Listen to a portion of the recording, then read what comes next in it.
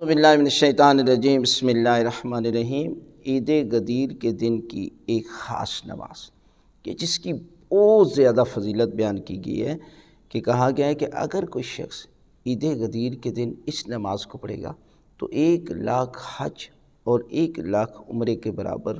پروردگار اسے ثواب عطا کرے گا، اور جو بھی اس کی حاجت ہوگی پروردگار جو ہے وہ اس نماز کے صدقے میں اس کی حاجت کو پورا کر دے گا۔ یہ نماز کیسے پڑھنی ہے؟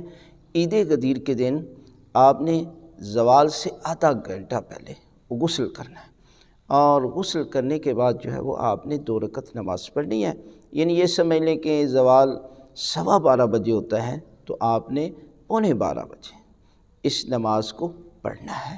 اور یہ نماز ہے 2 رکعت نماز پڑھتا ہوں قربتاً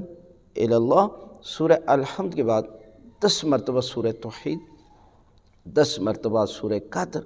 اور 10 مرتبہ آیت الکرسی، چھوٹی آیت الکرسی کی تلاوت کریں، اور اس کے بعد جو ہے وہ رکوع کریں، اور رکوع میں وہی ذکر جس طرح عام نماز میں پڑھتے ہیں، اور دوسری رکعت میں بھی اسی طرح آپ نے پڑھنی ہے، اور دعائے قنوت ضرور مانگیں، اور دعائے قنوت کے بعد رکوع اور سجود اور نماز کو مکمل کریں تو پروردگار جو ہے وہ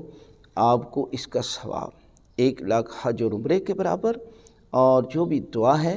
اور یوں سمجھ لیں کہ آپ نے مقام غدیر خم کے میدان میں شامل ہو کر یہ عمل انجام دیا ہے، لہذا اس نماز کو عید غدیر کے دن ضرور انجام دیں۔